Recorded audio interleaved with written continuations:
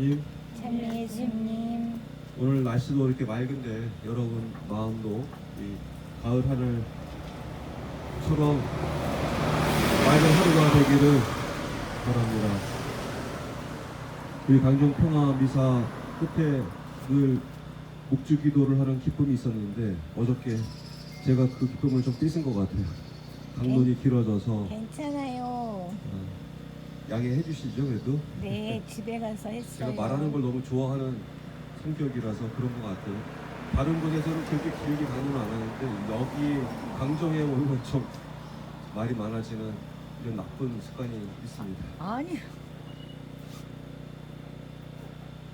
어떤 한 열심한 신자가 하루는 꿈을 꾸었는데 꿈에서 이제 천국이라고 생각할 만한 아름다운 광경을 이제 보게 됐어요.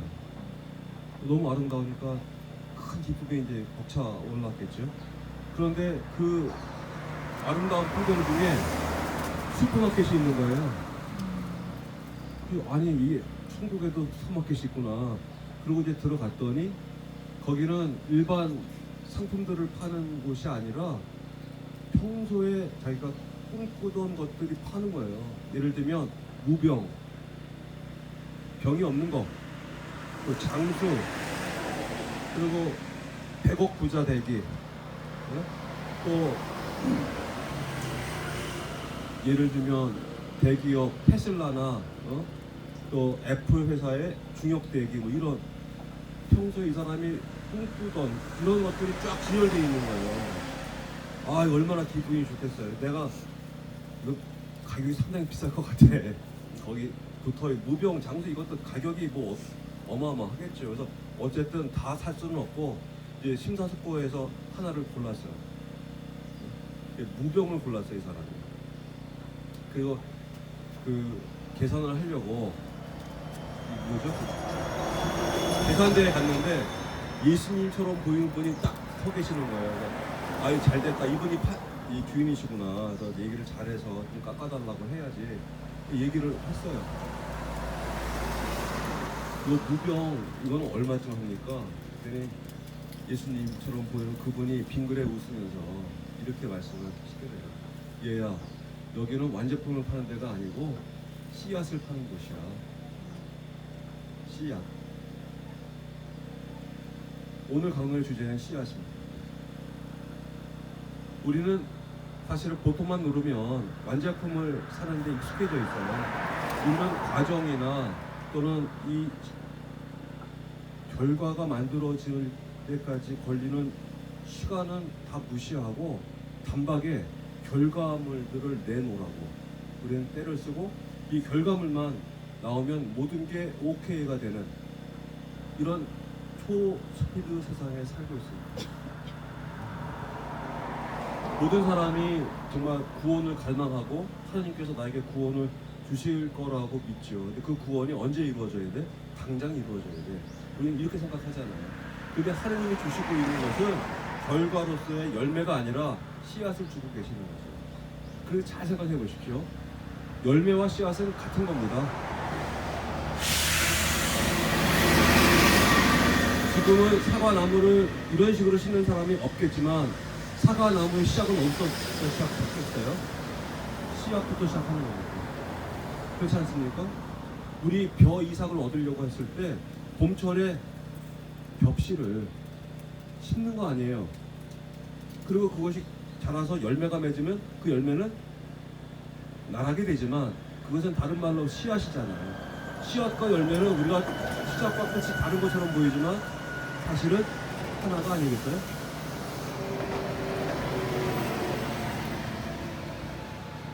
제가 강론 시작에 그 꿈 얘기를 드렸잖아요. 그분이 꿈 속에서 하신 얘기가 여기는 결과를 파는 것이 아니고 씨앗을 파는 거예요. 그러니 그 씨앗을 가지고 내가 어떻게 키워가느냐에 따라서 열매의 성패는 결정이 되는 것이라는 말씀인 거죠.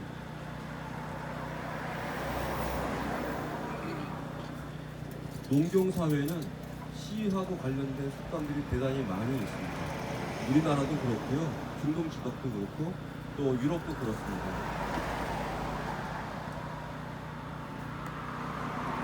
동물들은 뭐 여러 가지 방식이 있지만 대체적으로 알을 통해서 번식을 합니다. 식물은 씨앗을 통해서 번식을 하죠. 제가 이제 그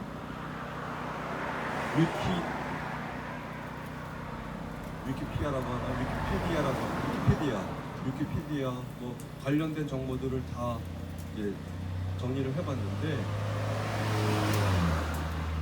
세상에는 온갖 종류의 씨앗이 있겠죠. 감히 헤아릴 수 없는 씨앗이 존재하는데 이 씨앗의 생명력이 같지가 않다고 합니다. 제일 빨리 이제 죽어버리는 씨앗이 있는데 여러분 중국집에 가면 좀 비싼 중국집에 가면 후식으로 열매가 나오잖아요.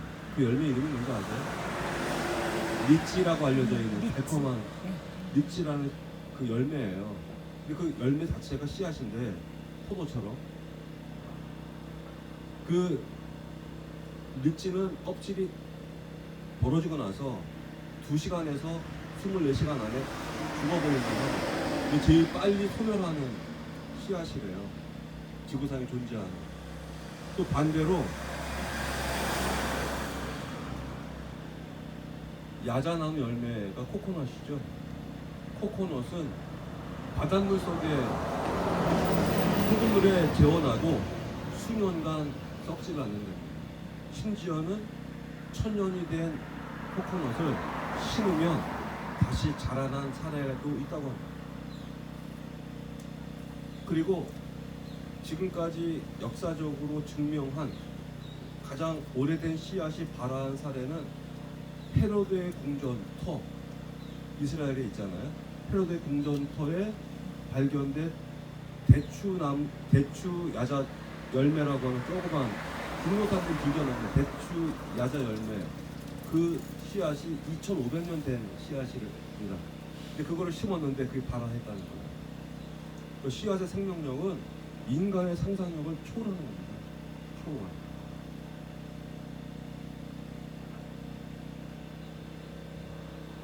씨앗이 이렇게 중요하구나 하는 사실들 농경사에서는 뭐 말하지 않아도 잘 알지 않겠습니까? 속담 중에는 농부는 굶어 죽어도 종자를 먹지 않는다. 굶는다고 씨앗 종자를 먹어버리면 미래는 없어지는 거잖아요. 미래는. 그러니까 종자가 그렇게 중요한 거죠. 씨앗과 종자. 그러면 거기서 파생되는 말들을 한번 생각해 보세요. 우리가 쓰는 말 중에 말이 씨가 됐어. 말이 씨가 되잖아요, 실제로. 왜 말이 씨가 될까요? 이 말이라고 하는 것은 그냥 나오는 게 아니에요. 평소에 품고 있는 마음의 생각이 말이 돼서 나오는 거잖아요. 마음이 없는 말이 나올 리가 없죠. 평소에 생각했던 게 불현듯 튀어나오죠. 근데 이 말이 씨가 된 것이, 이 말한 것을 그대로 행동하게 되니까. 그래서 우리는 미사 때도 우리가 고백이기도 하잖아요. 생각과 말과 행위로 지은 죄. 그러니까 생각과 말과 행위는 따로따로 구별되어 있지만 사실은 분리될 수 없는 하나인 거예요. 우리는 바른 생각, 바른 말, 바른 행동이 연결되어 있다. 나쁜 생각, 탐욕스러운 생각, 다른 사람을 지배하려는 생각이 가득하면서 고운 말 쓸 수 있겠습니까? 그 사람이 정직한 행동을 할 수 있겠습니까? 못하죠. 그렇죠. 이 연결이 그렇게 되어 있기 때문에 그렇습니다. 우리는 씨를 보면 대충 알죠. 그 씨를 보는 방법, 지금도 그렇게 하는지 모르겠는데 저는 예전에 봄철에 그 벽씨를 보종을 하잖아요. 느레기 하기 전에 하는데 어른들은 소금물에다가 띄워 벽씨를 가라앉은 놈은 쓰고 뜨는 놈들은 버려. 그 쓰는 물 위에 뜨는 벽씨는 쭉쟁이처럼 발화되지 않을 가능성이 높다는 걸 아는 거예요. 그 씨를 보면 아는 거예요. 씨를 보면 이게 어떻게 될지. 이 싹수가 노란 놈들은 나중에 어떻게 되든 그 싹수 때문에 바뀌지가 않잖아요. 우리는 정치인들을 두고 철새라고도 하는데 그 정치인들의 과거 행적을 보면 그 싹수가 어떤지 우리는 파악할 수가 있는 거예요. 긴 얘기는 각설하겠습니다.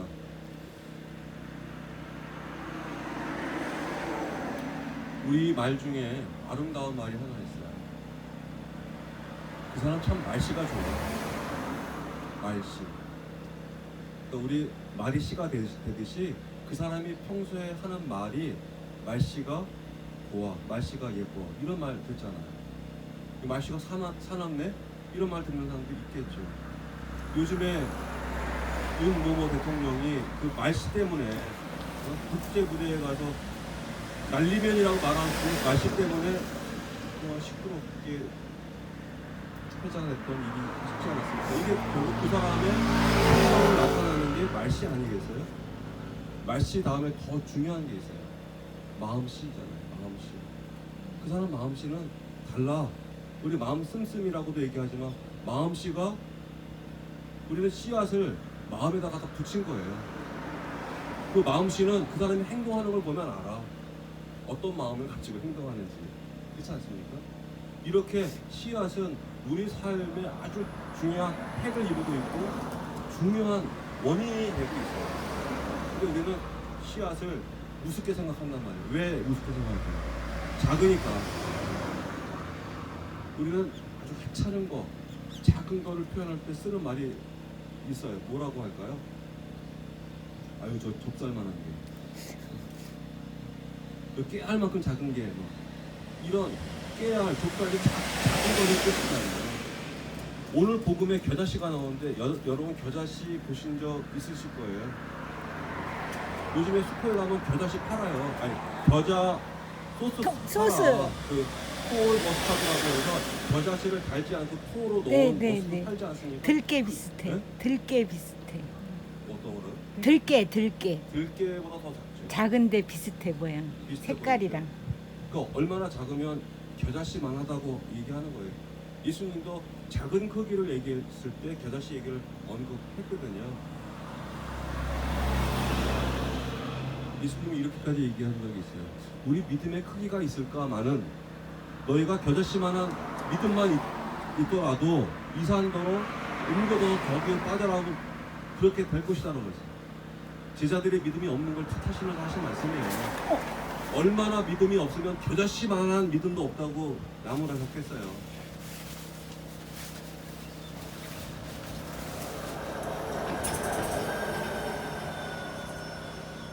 우리의 신앙생활도 사실은 결과가 아니라 이 씨앗을 어떻게 소중히 갖고 가느냐가 관건이라는 사실을 우리 다시 한번 돌아볼 필요가 있겠습니다. 하느님은 우리 각자의 마음에다가 겨자씨만한 믿음들을, 겨자씨만한 희망들을, 겨자씨만한 바람들을 우리 안에 넣어주셨죠. 근데 우리는 하느님이 심어주신 이 소중한 씨앗을 아랑곳하지 않고 우리가 원하는 씨앗만 키우고 있는 거예요. 탐욕의 씨, 욕망의 씨, 또 돈이면 다 된다고 생각하는 금전적인 이익의 씨만 열심히 우리 마음속에 키우고 있지 않습니까? 또 이런 것들을 쉽게 하기 위해서 우리는 다른 사람을 지배하고 싶고 윗자리에 올라서서 자기 혼자 모든 것들을 다 만끽하고 싶은 승자 독식의 세상에 자기가 서고 싶은 이 욕망의 씨만 열심히 키우고 있지 않습니까? 우리는 공정과 평등, 화해와 상생의 씨앗은 아랑곳하지 않고 살아가는, 지금 우리 사회에서 보고 있는 이 결과물들은 결국 누가 키워낸 씨앗들일까요? 우리 조상들부터 또는 우리도 함께 가세에서 이런 탐욕의 씨앗들을 키워온 결과 이 불평등한 세상, 이 말도 안 되는 참사의 세상을 만들어내지 않았겠습니까? 이 결과의 책임은 왜 하늘이 썩고 물이 썩고 공기가 썩고 하는지 이 원인은 우리의 공동의 책임 아니겠어요? 나는 절대로 오염시킨 적이 없어, 난 쓰레기 버린 적이 없어, 이렇게 얘기할 수 있는 사람이 있을까요?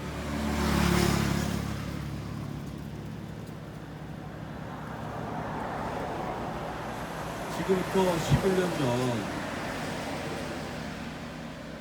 강울 주교님이 오셔서 이사를 하신 적이 있는데 그때 여기 뒤에 써있는 이 말씀을 하셨어요. 우리 성탄 시기 때 특히 성탄 밤미사 때 이 구절을 우리는 읽거든요. 베들레헴아 너는 절대 작은 고을이 아니다. 너에게서 위대한 구세주가 태어날 거라고 하는 이사야 예언. 그리고 그것을 빗대서 동방에서 박사들이 왔을 때 구세주가 태어날 장소는 바로 베들레헴입니다라고 우토학자들과 랍비라고 할 수 있는 신앙의 지도자들이 헤로데에게 얘기한 그 대목을 빗대서 구세주가 태어날 것 그리고 평화의 시작이 될 것이 다른 것이 아니고 바로 이 강정 마을이 될 거라고 예언을 하실 거예요. 이 말씀은 바로 강정이 우리가 볼 때는 볼품 없어 보이고 아무것도 내세울 것도 없어 보이는 그런 조그만 마을이지만 여기가 바로 평화가 시작되는 평화의 씨앗자리다 라는 말씀이겠죠. 이 씨앗과 관련된 두 번째 얘기가 누룩입니다. 누룩. 지금은 집집마다 누룩 만드는 일이 거의 없죠. 간혹 집에서 천연 발효종 빵을 만든다고 막걸리 그 생막걸리 사다가 발효종을 만드는 그게 사실은 누룩 만드는 과정하고 같은 거죠. 누룩을 만들 때 밀가루를 보통 밀을 많이 썼잖아요. 뭐 밀만 쓴 건 아니라고 하는데 밀이 잘 발효하기 때문에 그런 측면이 있다고 합니다. 그 누룩곰팡이를 만들어내는데 물하고만 섞어놔도 잘 누룩곰팡이가 안 차게 되니까 그렇다고 하는데 여러분 누룩 없는 빵 성경에 나오잖아요. 가을절 기간 동안에 무교절을 지내면서 누룩 없는 빵을 먹다가 기도를 했잖아요. 그것은 서둘러서 에집트를 탈출해야만 했던 절박했던 시절을 너희는 잊지 말라고 하는 뜻에서 무교절 빵을 먹는 거예요. 예수님이 최후의 만찬 때 했던 빵도 무교절 기간이었기 때문에 누룩 없는 빵을 가지고 최후의 만찬을 했을 거라고 다들 이렇게 해석을 하고 있습니다. 근데 우리는 실제로 누룩 없는 빵을 먹어본 경험이 없어요. 우리는 제과점에서 파는 모든 빵들은 이스트, 효모 중에서 드라이 이스트라고 하는 속성 발효를 해주는 이스트를 가지고 만들었기 때문에 부드러운 빵 맛을 알지 딱딱한 빵, 발효가 되지 발효물이 들어가 있지 않은 이스트가 들어가 있지 않은 빵은 너무 단단한 거잖아요. 소화도 되게 힘들고. 근데 우리는 그런 경험이 없죠. 근데 그 아직도 이스트가 들어가지 않은 빵을 먹는 민족, 이스라엘 민족은 일정 기간, 일주일 동안 무교절 기간 동안 누룩 없는 빵을 먹잖아요. 지금도.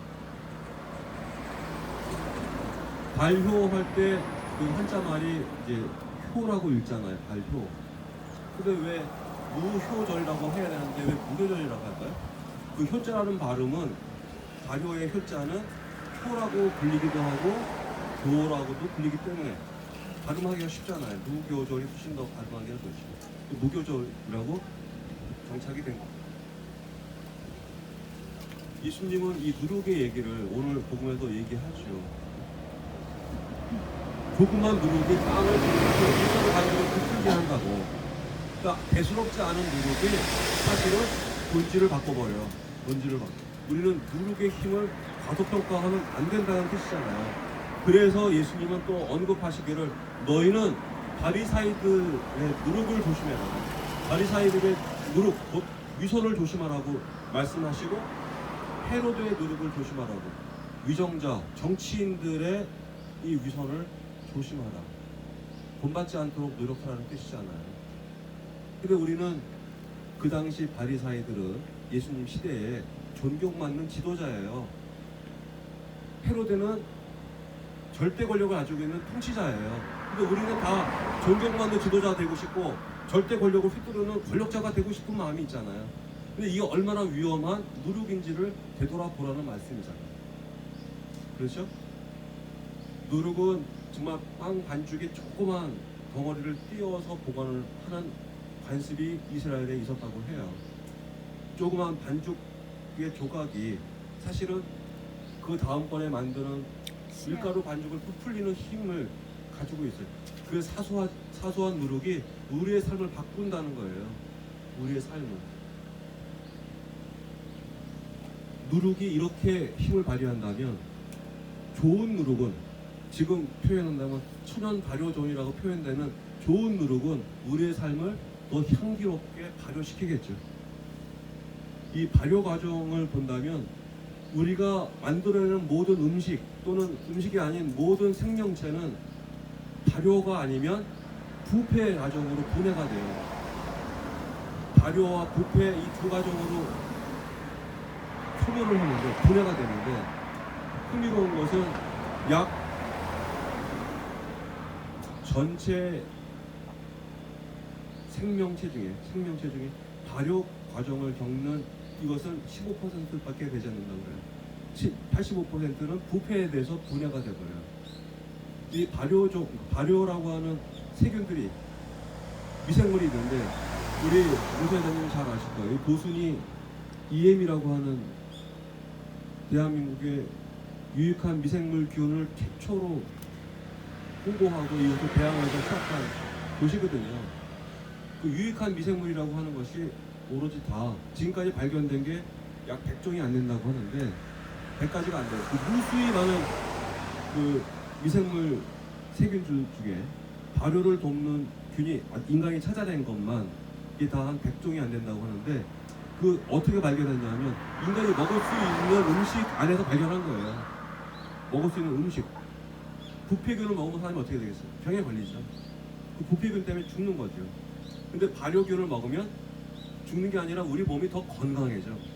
발효균의 대표적인 것이 몇 가지가 있는데, 예를 들면 된장, 고추장, 우리가 만들어 먹는 젓갈류, 이게 다 발효 과정을 통해서 음식이 되는 거예요. 발효 과정을 통해 우리가 먹고 있는 요구르트, 치즈, 이게 다 발효 과정으로 만들어지는 거잖아요. 이 발효 과정의 음식이 제일 많은 나라, 전 세계에서 우리나라는 발효를 시켜서 만들어 먹는 이 오랜 음식 문화를 가지고 있는 아주 독특한 민족이에요. 발효가 몸에 얼마큼 유익한지는 우리 몸이 증명하는 거예요. 우리 조상들이 증명하는 것이고.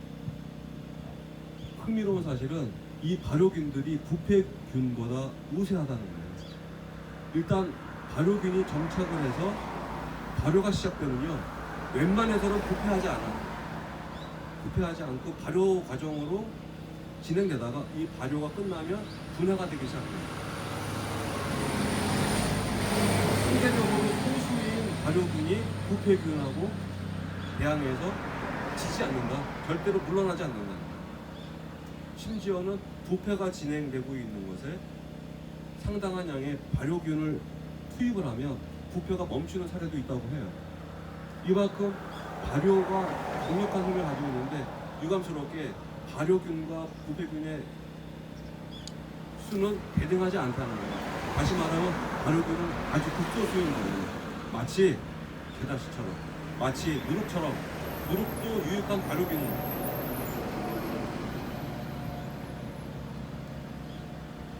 강정은 이제 아무도 관심 갖지 않고 있는 조그만 마을, 그리고 보다시피 되게 초라한 미사를 그냥 정기적으로 하는 곳으로 보일 수 있죠.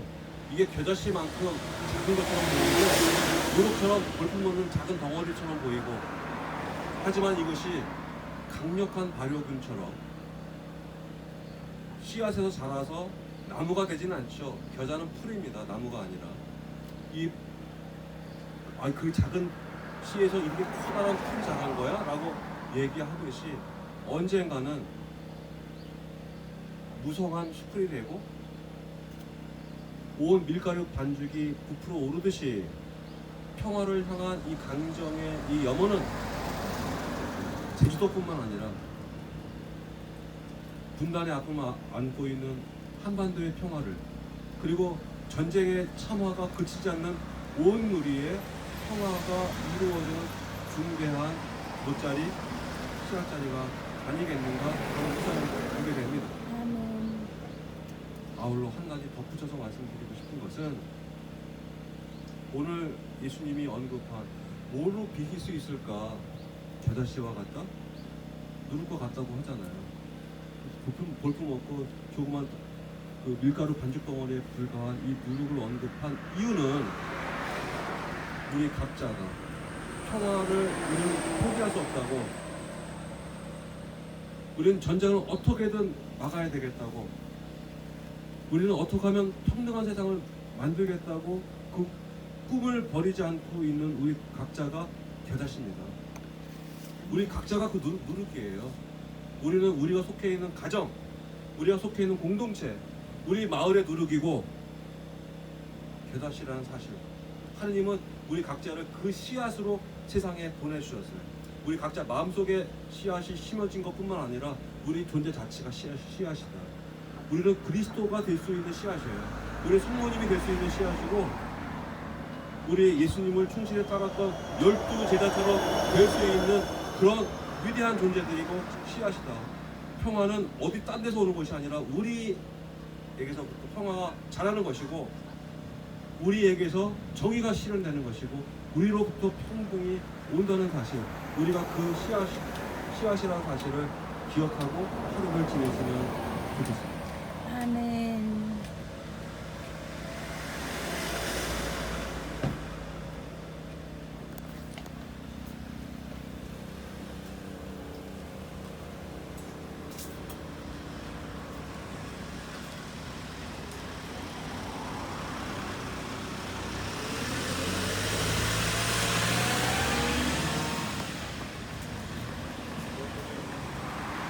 원무리의 주 하느님 찬미 받으소서. 주님의 덕으로 오신 은혜로 저희가 땅을